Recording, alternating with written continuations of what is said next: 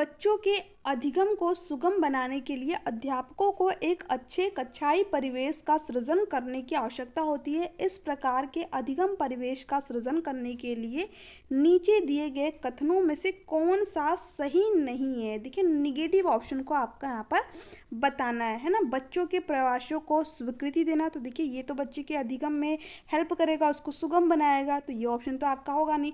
अध्यापकों के अनुसार कार्य करना, देखिए यही जो है बात आपकी यहाँ पर सही नहीं होगी, ठीक है, क्योंकि ये बच्चे के अधिगम को सुगम नहीं बनाएगी, ठीक है।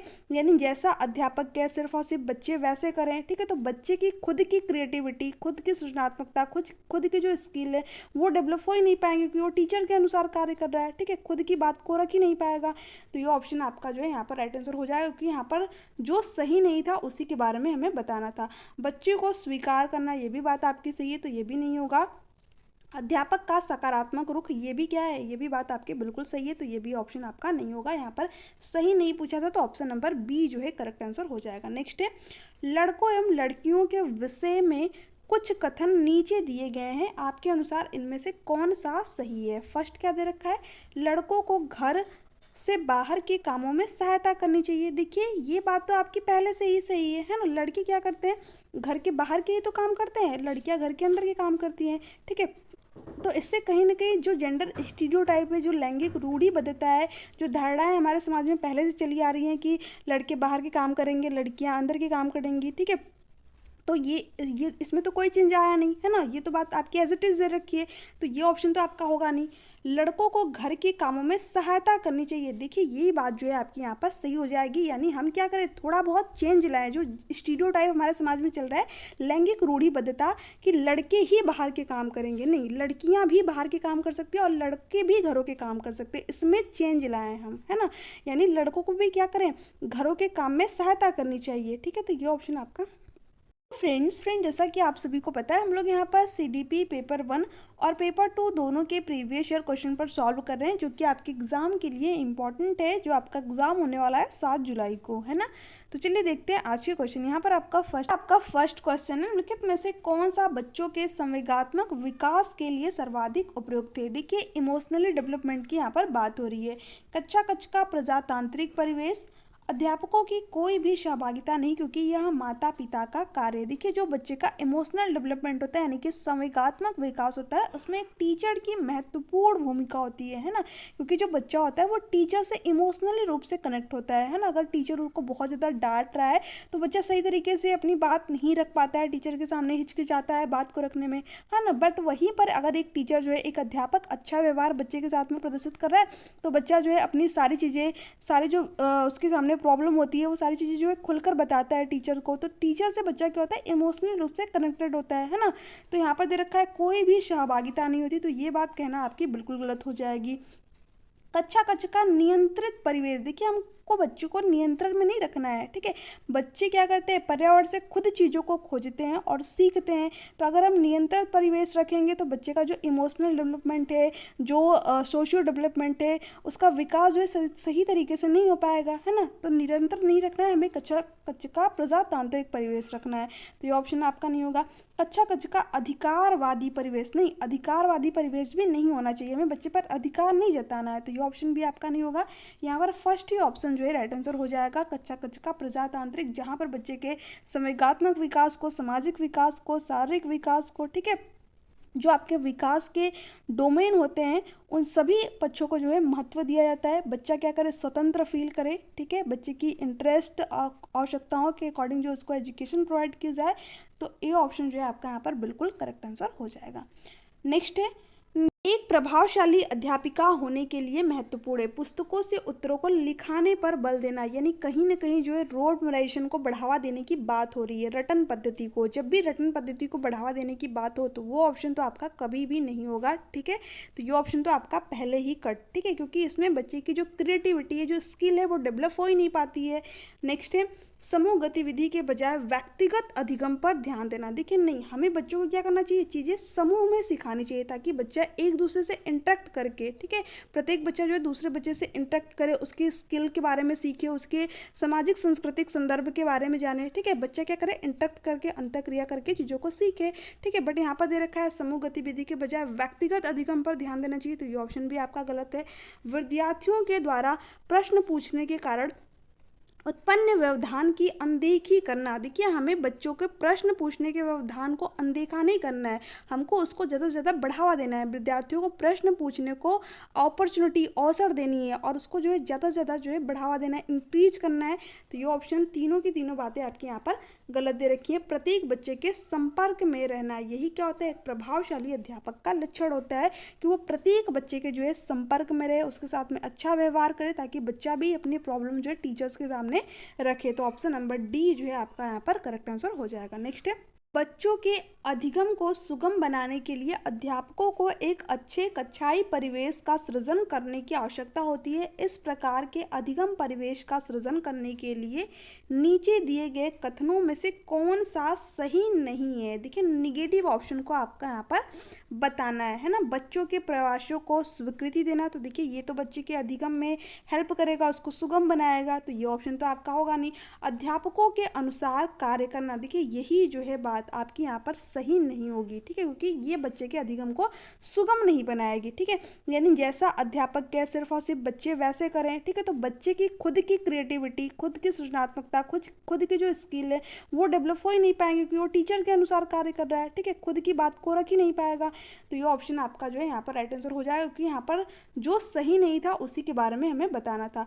बच्चे को स्वीकार करना, ये भी बात आपकी सही है, तो ये भी नहीं होगा। अध्यापक का सकारात्मक रुख, ये भी क्या है, ये भी बात आपकी बिल्कुल सही है, तो ये भी ऑप्शन आपका नहीं होगा, यहाँ पर सही नहीं पूछा था, तो ऑप्शन नंबर बी जो है करेक्ट आंसर हो जाएगा। नेक्स्ट है, एक बच्चे की कॉपी में लिखने में विपरीत छवियां, दर्पण छवि आदि जैसी गलतियां मिलती हैं। इस प्रकार का बच्चा लक्षण प्रदर्शित कर रहा है। अधिगम में असुविधा के, अधिगम में असतता के, अधिगम में कठिनाई के, अधिगम में समस्या के, है ना। देखिए, जो विपरीत छवियां हैं, दर्पण छवि किसके लक्षण होते हैं, आपके डिसलेक्सिया के, है ना, जिसमें जो बच्चा होता है उसको चीज़ें रिवर्स दिखाई देती है, जैसे कि बच्चा वाज को सा पढ़ सकता है ना, बी को जो है डी पढ़ सकता है। तो इस तरीके की प्रॉब्लम किसमें होती है, डिसलेक्सिया में। ये आपका पठन संबंधी एक प्रकार का विकार होता है ना। अब देखिए, इसमें डिसलेक्सिया तो आपको किसी भी ऑप्शन में नहीं दे रखा है, तो ये आपका किसके अंदर आता है, लर्निंग डिसेबिलिटीज के अंदर आता है, ठीक है ना, अधिगम असक्तता के अंतर्गत आता है। इसमें कई प्रकार के आपके लर्निंग डिसेबिलिटीज होती है, डिसग्राफिया हो गया आपका, डिसलेक्सिया आपका हो गया, डिसकैलकुलिया हो गया, डिसमोर्फिया हो गया आपका, ठीक है, डिस्फेजिया हो गया। ये कई तरीके की जो है लर्निंग डिसेबिलिटीज होती है। तो ये जो सारे लक्षण है ये आपके डिसलेक्सिया के हैं, तो इसलिए आपका ऑप्शन नंबर बी जो है आपका यहाँ पर करेक्ट आंसर हो जाएगा। नेक्स्ट है, शिक्षार्थियों के ज्ञान अर्जन में सहायता करने के क्रम में अध्यापकों को किस पर ध्यान केंद्रित करना चाहिए। सुनिश्चित करना कि शिक्षार्थी सब कुछ याद करते हैं। देखिए, रोड मेमोराइजेशन की यहाँ पर बात हुई, तो ये ऑप्शन तो आपका पहला ही नहीं होगा, क्योंकि मैंने आप लोग को बताया कि जहाँ पर भी रोड मेमोराइजेशन की बात हो वहाँ पर वो ऑप्शन आपका नहीं होगा, क्योंकि इससे जो है बच्चा एक्टिव नहीं रहता, सिर्फ और सिर्फ रटन पद्धति को बढ़ावा मिलता है। शिक्षार्थियों के द्वारा प्राप्त किए गए अंकों, ग्रेडों पर नहीं, हमें विद्यार्थी के सीखने पर फोकस करना है। अगर विद्यार्थी अच्छी तरीके से चीज़ों को सीख गया तो फिर अंक और ग्रेड तो अपने आप ही पा जाएगा, तो ये ऑप्शन भी नहीं होगा। शिक्षार्थियों को सक्रिय सहभागिता के लिए शामिल करना, देखिए यहाँ पर क्या होगा, बच्चा ज़्यादा एक्टिव होगा, ठीक है, और अच्छी तरीके से चीज़ों को सीख पाएगा जब वो एक्टिव रूप से किसी भी कार्य में जो है सम्मिलित होगा। तो ऑप्शन नंबर सी आपका यहाँ पर करेक्ट आंसर हो जाएगा। शिक्षार्थियों के द्वारा अधिगम की अवधारणाओं में कुशलता प्राप्त करना, ठीक है, फिर से वही अंक या फिर ग्रेड पर फोकस करना, तो ये ऑप्शन भी नहीं होगा, ठीक है, यहाँ पर सी ऑप्शन आपका करेक्ट है। नेक्स्ट है, अध्यापक के दृष्टिकोण से प्रतिभाशाली किसका संयोजन है। देखिए, जो प्रतिभाशीलता है वो किसका संयोजन होती है, उच्च योग्यता, उच्च सृजनात्मकता और उच्च वचनबद्धता की। तो फर्स्ट ही ऑप्शन आपका यहाँ पर करेक्ट आंसर हो जाएगा, बाकी के ऑप्शन आपके यहाँ से हटेंगे।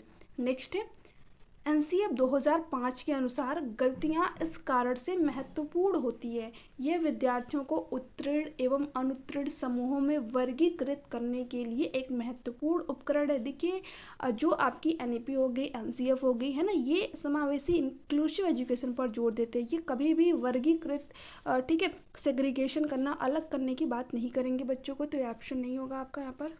ये अध्यापकों को बच्चों को डांटने के लिए एक तरीका उपलब्ध कराती है। देखिए, हमें बच्चों को दंड नहीं देना है किसी भी प्रकार का, है ना।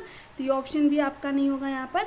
यह बच्चे के विचार की अंतर्दृष्टि उपलब्ध कराती है तथा समाधानों को पहचानने में सहायता करती है। ये बात जो है आपके यहाँ पर बिल्कुल सही हो जाएगी। जो गलतियाँ होती है, जो मिस्टेक होती है बच्चे की, वो बताती है कि बच्चे के सीखने में कहाँ कमी रह गई, है ना।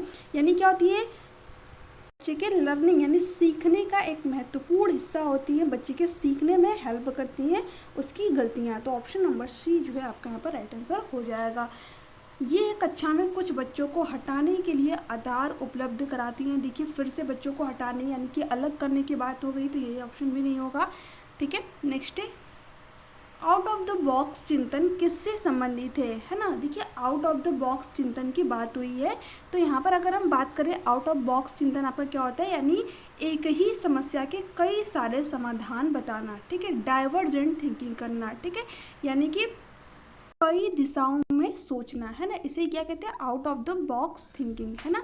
तो देखिए, यहाँ पर ऑप्शन नंबर सी में आपका दे रखा है अपसारे चिंतन यानी कि डाइवर्जेंट थिंकिंग, जिसका मतलब क्या होता है आपका कई दिशाओं में सोचना, यानी कि एक ही क्वेश्चन के कई सारे आंसर जो है बच्चा दे पाता है। तो सी ऑप्शन आपका यहाँ पर करेक्ट आंसर हो जाएगा। अभी सारे चिंतन आपका यहाँ पर नहीं होगा, क्योंकि जो कन्वर्जेंट थिंकिंग होती है, जो अपसारी चिंतन होता है, उसमें बच्चा किसी क्वेश्चन के एक ही जवाब दे पाता है। जैसे कि जो आपके MCQ क्वेश्चन होते हैं, ठीक है, और जो आपके वन लीनियर क्वेश्चन होते हैं, इसमें एक ही आंसर आप बताते हैं, है ना, तो वो आपका कन्वर्जेंट थिंकिंग के अंतर्गत आता है। बाकी ये दोनों ऑप्शन आपके यहाँ पर नहीं होंगे। ऑप्शन नंबर सी आपका यहाँ पर करेक्ट होगा, है ना। नेक्स्ट है शिक्षण में अध्यापकों के द्वारा विद्यार्थियों का आकलन इस अंतर्दृष्टि को विकसित करने के लिए किया जा सकता है। उन विद्यार्थियों की पहचान करना जिन्हें उच्चतर कक्षा में पदोन्नत करना है। देखिए, ये कहना आपका यहाँ पर बिल्कुल गलत हो जाएगा। हमें सभी विद्यार्थियों को जो है एजुकेशन प्रोवाइड करनी है। ऐसा नहीं कि सिर्फ उन्हीं विद्यार्थियों को जिनको कि उच्चतर कक्षा में पदोन्नत करना है ना। उन विद्यार्थियों को पदोन्नत न करना जो विद्यालय के स्तर के अनुकूल नहीं है, है ना। देखिए, हम जो विद्यालय यानी जो हमारा सिस्टम है उसको विद्यार्थी के अनुकूल बनाएंगे, है ना। ऐसा नहीं है कि हम उनको जो है पदोन्नत ही नहीं करेंगे, तो ये ऑप्शन भी नहीं होगा। शिक्षार्थियों की आवश्यकता के अनुसार शिक्षण उपागम में परिवर्तन करना, यही बात जो है आपके यहाँ पर बिल्कुल सही हो जाएगी, क्योंकि जो सिस्टम है वो बच्चे के लिए बना है। ठीक है, हम बच्चे की ज़रूरत के अकॉर्डिंग अपने सिस्टम में चेंज लाएंगे।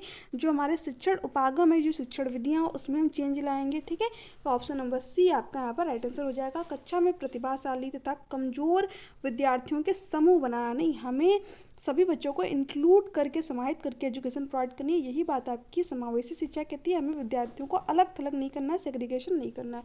तो डी ऑप्शन आपका यहाँ से हटेगा। नेक्स्ट है अधिगम अनुभवों को इस प्रकार से आयोजित किया जाना चाहिए जिससे कि अधिगम को सार्थक बनाया जा सके। नीचे दिए गए अधिगम अनुभवों में से कौन सा बच्चे के लिए सार्थक अधिगम को सुगम नहीं बनाता है ना।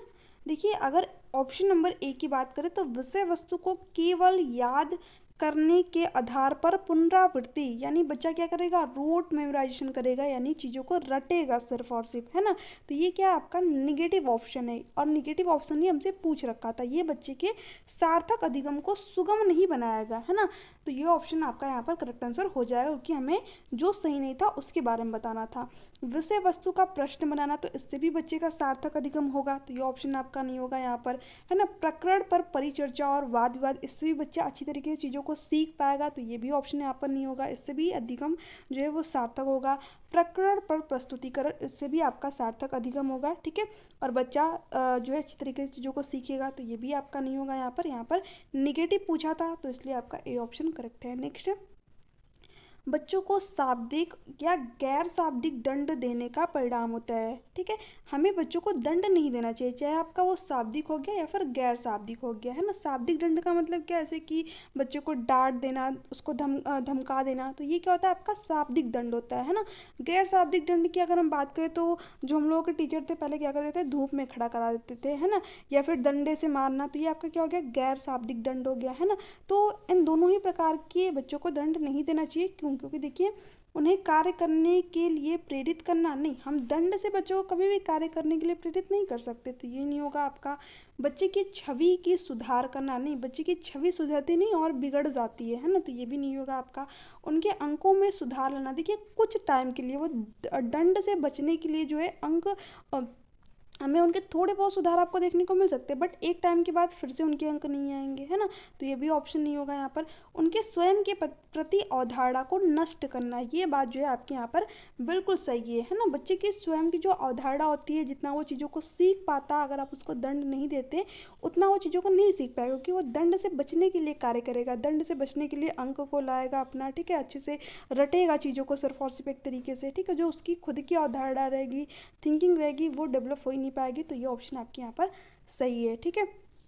नेक्स्ट है, निम्नलिखित में से कौन प्रारंभिक बाल्यावस्था अवधि के दौरान उन भूमिकाओं एवं व्यवहारों के बारे में जानकारी प्रदान करते हैं जो एक समूह में स्वीकार्य है। तो कौन करता है? भाई बहन एवं अध्यापक। तो ऑप्शन नंबर ए जो है आपका यहाँ पर राइट आंसर हो जाएगा, बाकी के ऑप्शन आपके यहाँ से हटेंगे। नेक्स्ट है, विद्यार्थियों को स्वच्छता के लिए प्रेरित करने हेतु उन्हें स्वच्छता समिति का सदस्य बनाना प्रतिबिंबित करता है प्रेरणा की सामाजिक सांस्कृतिक संकल्पनाएं, है ना। ये फर्स्ट ही ऑप्शन जो है आपके यहाँ पर सही दे रखा है। जो स्वच्छता समिति का सदस्य बनेगा बच्चा, तो किस चीज़ को प्रतिबिंबित कर रहा है? प्रेरणा की सामाजिक सांस्कृतिक संकल्पनाओं को, है ना। तो ऑप्शन नंबर ए जो है राइट आंसर हो जाएगा, बाकी के ऑप्शन आपके यहाँ से हटेंगे। नेक्स्ट है, निम्नलिखित में से कौन सा आयु समूह परिवर्तीय बाल्यावस्था श्रेणी के अंतर्गत आता है? ठीक है, अब देखिए, जो आपका बाल्यावस्था होता है ना, इसको बेसिकली दो पार्ट में डिवाइड किया गया। ये एक आपका होता है पूर्व बाल्यावस्था यानी कि अर्ली चाइल्डहुड कह लीजिए, या फिर जो है प्रारंभिक बाल्यावस्था इसको कह लीजिए, ठीक है। अर्ली चाइल्डहुड ज़्यादा सही होगा, क्योंकि हिंदी में नाम चेंज देखने को मिलेंगे, जो कि आपका कब से कब तक होता है? 2 से लेकर के 6 साल तक होता है। और एक आपका होता है लेटर चाइल्डहुड, जिसको आप परिवर्ती बाल्यावस्था कह लीजिए या फिर मध्य बाल्यावस्था कह लीजिए, है ना। इसकी एज कितनी होती है? 6 से लेकर के 11 साल, कभी कभी 7 भी यहाँ पर देखने को मिल जाएगा, 7 से लेकर के 11 वर्ष भी कह देते हैं, है ना। तो देखिए यहाँ पर क्या पूछ रखा था हमसे, परिवर्ती बाल्यावस्था श्रेणी के अंतर्गत आता है, यानी कि मध्य बाल्यावस्था की बात हुई है, लेटर चाइल्डहुड। इसलिए मैं आप लोगों को बोलती हूँ कि इंग्लिश में वर्ड को जो है देख लीजिए, देख लिया कीजिए, क्योंकि हिंदी में वर्ड जो होते हैं वो अलग अलग देखने को मिलते हैं, चेंज देखने को मिलते हैं। तो यहाँ पर परिवर्ती बाल्यावस्था दे रखा है, तो यहाँ पर क्या हो जाएगा? 6 से 11 वर्ष। तो ऑप्शन नंबर डी जो है करेक्ट आंसर हो जाएगा। नेक्स्ट है, आजर्व तर्क देता है कि भाषा विकास व्यक्ति की नैसर्गिक प्रवृत्ति से प्रभावित होता है, जबकि सोनाली महसूस करती है कि यह परिवेश से प्रभावित होता है। आजर्व और सोनाली के बीच यह चर्चा किस विषय में है ना। अब देखिए, जो आजर्व है वो क्या तर्क दे रहा है? जो हमारा लैंग्वेज डेवलपमेंट यानी जो भाषाई विकास होता है, यह नैसर्गिक प्रवृत्ति है, यानी कि हमारी हेरिडिटी से संबंधित है, आनुवंशिकता से संबंधित है। बट जो सोनाली है वो क्या महसूस कर रही है? कि जो हमारा लैंग्वेज डेवलपमेंट है, जो भाषाई विकास है, वो हमारे परिवेश यानी कि इन्वायरमेंट से होता है ना। अब आजर्व और सोनाली के बीच में यह चर्चा किस विषय पर है? चुनौती तथा संवेदनशील भावना, देखिए भावना की तो यहाँ पर बात ही नहीं हुई है, तो ऑप्शन आपका नहीं होगा। स्थिरता तथा अस्थिरता पर बहस, नहीं, ये भी नहीं होगा आपका यहाँ पर। सतत तथा असतत अधिगम, अधिगम की कहीं पर बात हुई है? नहीं, तो ये भी नहीं होगा आपका यहाँ पर। यहाँ पर क्या हो जाएगा? प्रकृति तथा पालन पोषण वाद विवाद, ठीक है। ऑप्शन नंबर डी आपका यहाँ पर करेक्ट आंसर हो जाएगा। देखिए, प्रकृति का आपका मतलब क्या हो गया? यानी जो चीज़ें हमें नेचुरल रूप से, प्राकृतिक रूप से मिली हुई है ना। कौन सी चीज़?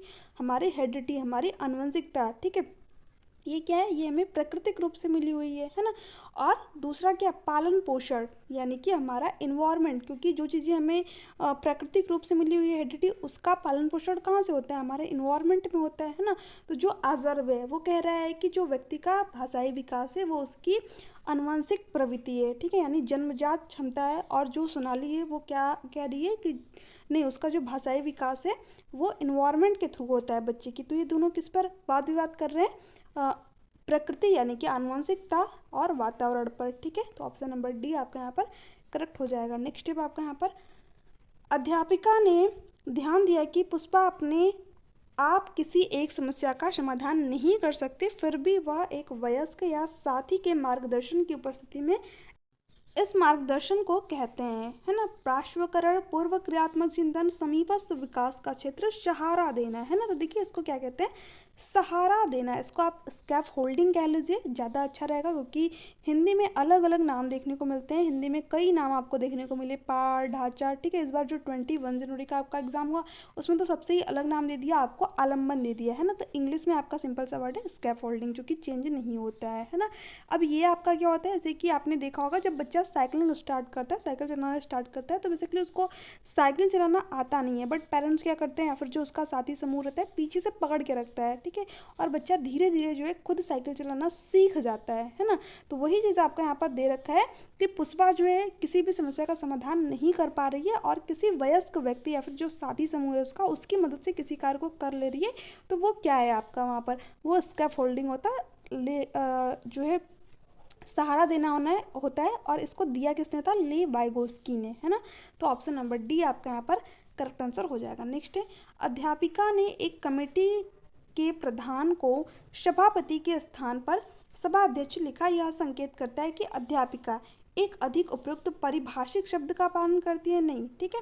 भाषा पर अच्छा अधिकार रखती है, देखिए नहीं, ठीक है। भाषा पे अच्छा अधिकार रखने वाले व्यक्ति भी क्या करते हैं, इस तरीके के जो जेंडर स्टीरियोटाइप शब्द होते हैं उसका यूज करते हैं। जैसे कि आपने देखा होगा चेयर पर्सन, चेयरमैन, ठीक है। उसके बाद में बैटमैन। तो ये क्या होता है, जेंडर स्टीरियोटाइप वर्ड होते हैं आपके, जिसमें कि किसी एक ही जेंडर को जो है महत्व दिया जाता है, जैसे कि कैमरामैन, ठीक है।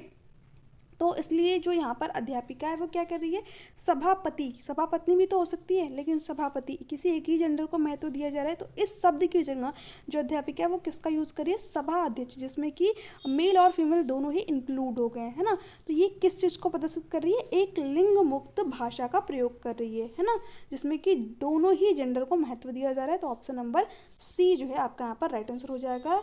लिंग पूर्वाग्रह से ग्रस्त है, देखिए नहीं, ये ऑप्शन नहीं होगा आपका यहाँ पर ऑप्शन नंबर सी जो है आपका करेक्ट आंसर हो जाएगा। नेक्स्ट है, सतत एवं व्यापक मूल्यांकन किस लिए आवश्यक है, शिक्षण के साथ प्रशिक्षण का तालमेल बैठाने के लिए हो सकता है आपका, है ना। शिक्षा बोर्ड की जवाबदेही कम करने के लिए नहीं, कोई भी आपका आकलन हो गया, मूल्यांकन हो गया, जवाबदेही कम करने के लिए नहीं किया जाता है। जल्दी जल्दी की जाने वाली गलतियों की तुलना में कम अंतराल पर की जाने वाली गलतियों को सुधारना, नहीं, ये भी नहीं होगा। यह समझने के लिए कि अधिगम का किस प्रकार अवलोकन किया जाता है, दर्ज किया जाता है, वह सुधार किया जा सकता है, ये बात आपके यहाँ पर बिल्कुल सही दे रखी है। ए भी आपका यहाँ पर नहीं होगा। जो सबसे अप्रोप्रिएट सही ऑप्शन है वह है ऑप्शन नंबर डी, बच्चा कितना सीख पाया, कहाँ पर उसके सीखने में कमी रह गई, किस शिक्षण उपागम का जो है यूज़ करना है, ये सारी चीज़ें कहाँ से पता चलती है हमें, जो है मूल्यांकन जो आपका सतत और व्यापक मूल्यांकन होता है, ठीक है। तो ऑप्शन नंबर डी जो है आपका करेक्ट हो जाएगा। नेक्स्ट है, लॉरेंस कोहलबर्ग के सिद्धांत में कौन सा स्तर नैतिकता की अनुपस्थिति को सही अर्थ में सूचित करता है। देखिए जो लॉरेंस कोहलबर्ग है, जिन्होंने कि मोरल डेवलपमेंट का सिद्धांत या नैतिक विकास का सिद्धांत है, इन्होंने कितने लेवल यानी कितने स्तर इन्होंने बताया है, 3 स्तर जो इन्होंने बताया, और स्टेज कितनी बताई है, 6 जो इन्होंने स्टेज बताई है ना। एक लेवल में 2 स्टेज जो इन्होंने बताई है और 6 जो इन्होंने स्टेज बताई हुई हैं। अब देखिए जो इनका पहला लेवल है ना, यानी कि प्री कन्वेंशनल लेवल, पूर्व पारंपरिक अवस्था, पूर्व पारंपरिक स्तर जो है, प्री कन्वेंशनल जो लेवल है इनका, उसमें बच्चा क्या करता है, नैतिकता बच्चे के अंदर नहीं होती है, यानी नैतिकता क्या होती है, अनुपस्थित होती है। तो ऑप्शन नंबर सी जो है आपका यहाँ पर राइट आंसर हो जाएगा, बाकी के ऑप्शन आपके यहाँ से हटेंगे, ठीक है। नेक्स्ट है, निम्नलिखित में से कौन सा बच्चों के समाजीकरण के प्रगतिशील मॉडल के संदर्भ में सही नहीं है। फिर से यहाँ पर निगेटिव ऑप्शन को बताना, और इस तरीके के क्वेश्चन में सबसे ज़्यादा मिस्टेक होती है, तो ध्यान से ऐसे क्वेश्चनों को रीड किया कीजिए। समूह कार्य में सक्रिय सहभागिता तथा सामाजिक कौशलों को सीखना, है ना, तो ये तो बच्चे के समाजीकरण के प्रगतिशील मॉडल के संदर्भ में सही होगा, तो ये ऑप्शन नहीं होगा। बच्चे विद्यालय में बताई गई बातों को स्वीकार करते हैं चाहे उनकी सामाजिक पृष्ठभूमि कुछ भी हो, ठीक है। देखिए यही बात क्या है यहाँ पर, बच्चों के समाजीकरण के प्रगतिशील मॉडल के संदर्भ में सही नहीं है ना, क्योंकि ऐसा नहीं है, क्योंकि बच्चे क्या होते हैं, अलग अलग समाज से आए हैं, ठीक है। ऐसा नहीं कि जो स्कूल में बताया गया वो बच्चे उसी को स्वीकार कर ले, नहीं, बच्चा अपना भी तर्क रखता है, अपना भी लॉजिक रखता है, तो यही बात सही नहीं है, तो इसलिए आपका राइट आंसर हो जाएगा। बाकी के ऑप्शन आपके यहाँ से हट जाएंगे। कक्षा में प्रजातंत्र के लिए स्थान होगा, तभी बच्चे का जो समाजीकरण है उसके प्रगतिशील मॉडल के संदर्भ में वो चीज़ सही होगी, है ना। तो बाकी के ऑप्शन आपके सही हैं। यहाँ पर जो है बी ऑप्शन आपका सही नहीं था, इसलिए राइट आंसर हो जाएगा, क्योंकि पूछा ही गलत था, है ना। नेक्स्ट है, अधिगम में आकलन किसके लिए आवश्यक होता है? ग्रेड एवं अंकों के लिए। देखिए आकलन हो गया कभी भी आपका, ठीक है, आकलन हो गया या फिर मूल्यांकन, ग्रेड अंक के लिए नहीं किया जाता है, जांच परीक्षण के लिए भी नहीं किया जाता है, पृथक बच्चों को तो पृथक अलग करना ही नहीं है, तो ये ऑप्शन भी नहीं होगा। तो हमें यहाँ पर सिंपल सा पता चल गया क्या होगा, ऑप्शन नंबर 3, यानी बच्चे का आकलन क्यों किया जाता है? उसको प्रेरणा देने के लिए किया जाता है, बच्चे कितना सीख पाए, कहाँ पर उसके सीखने में कमी है, ठीक है, ताकि बच्चा जो है अच्छी तरीके से सीख पाए चीज़ों को, इसलिए उसका आकलन किया जाता है और बच्चे को मोटिवेशन मिले, प्रेरणा मिले, है ना। तो ऑप्शन नंबर सी जो है राइट आंसर हो जाएगा। नेक्स्ट है, प्रचलित योजनाओं में नई जानकारी जोड़ने को किस नाम से जाना जाता है? देखिए मैंने आप लोगों को इसको प्रीवियस वीडियो में बताया कि जो जीन प्याजे हैं, है ना, उन्होंने दो चीज़ें बताई हैं आपकी, ठीक है, जो आपकी स्कीमा होती है, स्कीमा क्या होता है, जैसे कि हमारे माइंड में क्या होता है, ज्ञान की संरचनाओं का एक ऑर्गेनाइज्ड वे में, एक संगठित वे में पैकेज होता है, जैसे कि हम अलमारी में कपड़े सजा करके रखते हैं कि इसमें पैंट होगा, इसमें शर्ट होगा, इसमें बाकी की चीज़ें होंगी, है ना। तो इसी तरह हमारे माइंड में जो होता है, जो ज्ञान होता है, जो नॉलेज होता है, उसका एक ऑर्गेनाइज वे में, संगठित वे में पैकेज होता है ना। तो इसमें ये चीज़ क्या कहते हैं, जीन प्याजे, कि जब हम अपनी स्कीमा यानी जो प्रचलित योजना है हमारे माइंड में, जो स्कीमा है उसमें जस्ट कोई चीज़ ऐड अगर कर लेते हैं, है ना, जस्ट कोई चीज़ ऐड कर लेते हैं, तो वहाँ पर आपका क्या होता है, असिमिलेशन, यानी कि समावेशन कह लीजिए या फिर आत्मसाताकरण कह लीजिए, इसको हिंदी में अलग अलग नाम देखने को मिलेंगे, इंग्लिश में सिंपल सा वर्ड है असिमिलेशन, जस्ट ऐड कर लेना, ठीक है।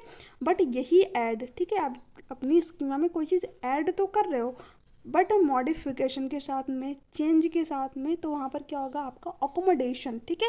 अगर आप चेंज के साथ में ऐड करें कोई चीज़ या फिर मॉडिफाई करके ऐड करें कोई चीज़, ठीक है, तो वहाँ पर क्या होगा आपका अकोमोडेशन, समायोजन, ठीक है।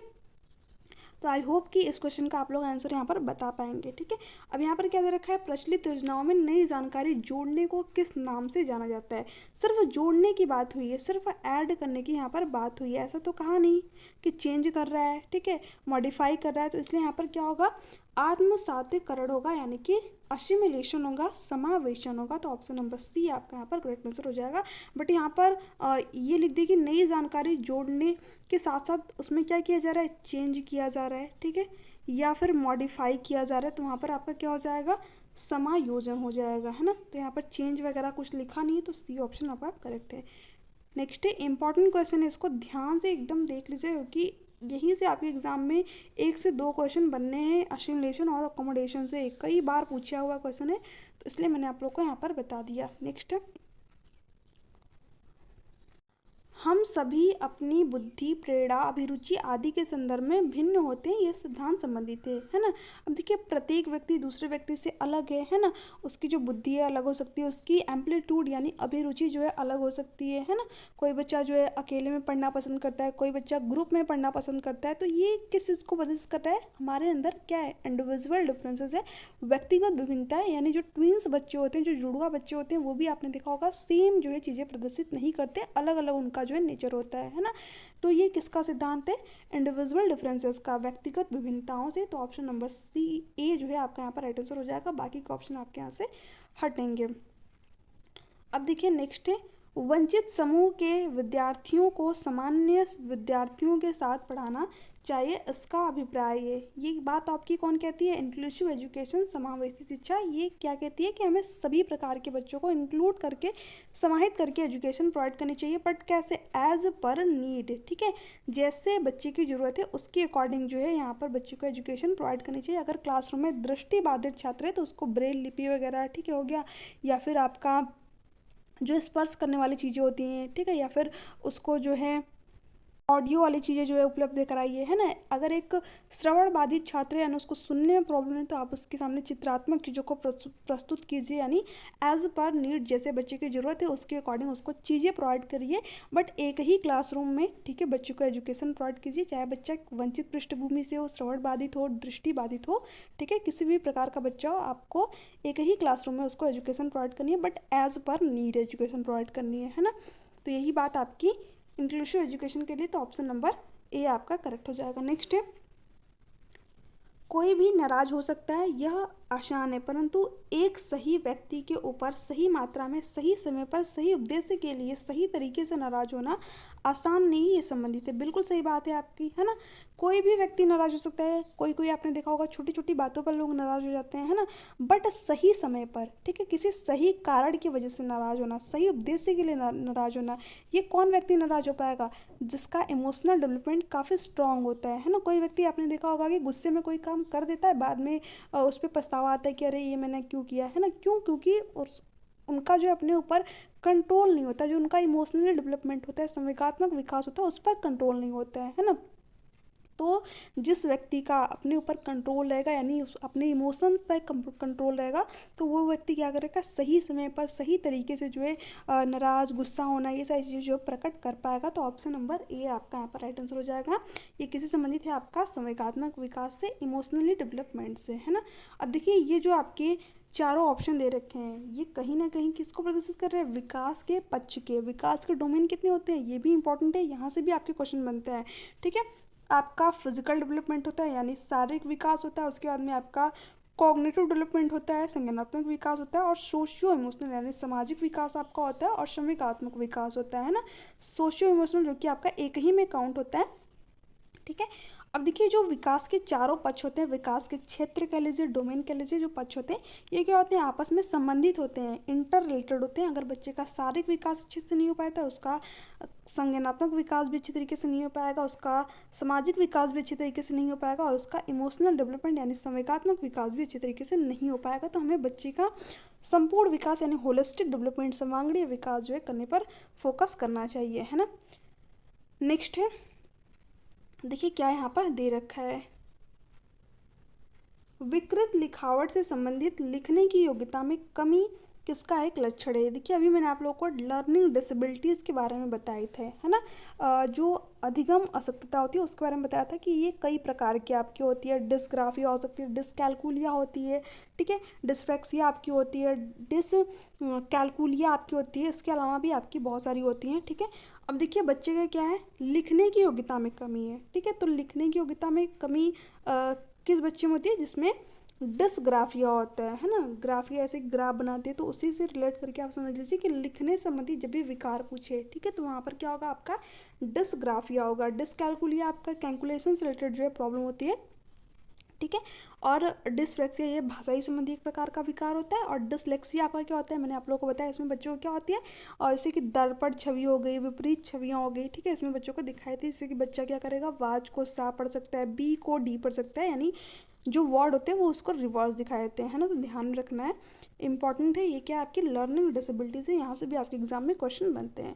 नेक्स्ट है, और आज का लास्ट क्वेश्चन, पियाजे के सिद्धांत के अनुसार निम्नलिखित में से कौन सा व्यक्ति के संज्ञानात्मक विकास को प्रभावित नहीं करेगा? देखिए भाषा भी व्यक्ति के संज्ञानात्मक विकास को प्रभावित करेगा, परिपक्वन क्रियाकलाप भी, बट जो पियाजे ने नहीं माना है, ठीक है, वो सामाजिक अनुभव को इन्होंने बहुत ही कम महत्व दिया है, ठीक है। महत्व इन्होंने दिया है बट बहुत कम। ये जो है बच्चे के भाषाई विकास में सामाजिक अनुभव को महत्वपूर्ण नहीं मानते, इसलिए इनकी आलोचना भी हुई है ना। तो आपका यहाँ पर ऑप्शन नंबर बी जो है राइट आंसर हो जाएगा। तो फ्रेंड्स ये थे आपके आज के कुछ क्वेश्चन कैसे लगे नीचे कमेंट सेक्शन में कमेंट करके जो बताइएगा। वीडियो अच्छी लग रही हो तो चैनल को सब्सक्राइब कर लीजिएगा, बेल आइकन को प्रेस कर दीजिएगा, ताकि ऐसी ही क्लासेज आपको प्रोवाइड होती रहे, है ना। देखिए वीडियो को ज़्यादा से ज़्यादा शेयर कीजिएगा, लाइक कर दीजिएगा अगर आपको वीडियो अच्छी लग रही हो, ठीक है। और कमेंट में नीचे अपना स्कोर जरूर बताइएगा, कितने स्कोर जो है आपने आज की वीडियो से किए। इसका PDF मैं आप लोग को टेलीग्राम चैनल पर सेंड कर दूँगी विद आंसर, ओके। इसके साथ ही साथ मैंने आप लोग को हैंड रिटन नोट्स भी प्रोवाइड किए हुए हैं, बिल्कुल फ्री ऑफ कॉस्ट हैं। तो आप जो उन नोट्स को चाहो तो टेलीग्राम चैनल से डाउनलोड करके रीड कर सकते हो। काफ़ी इंपॉर्टेंट नोट्स है, सभी सब्जेक्ट के मैंने आपको वहाँ पर अवेलेबल कराए हुए हैं, ठीक है। तो आपके एग्जाम के लिए इंपॉर्टेंट रहेंगे, आप उस नोट्स को एक बार जरूर रीड करें। वीडियो अच्छी लग रही है तो चैनल को जरूर सब्सक्राइब कर लीजिएगा। थैंक्स फॉर वॉचिंग, मिलते हैं आपसे नेक्स्ट वीडियो में, तब तक के लिए बाय बाय, टेक केयर।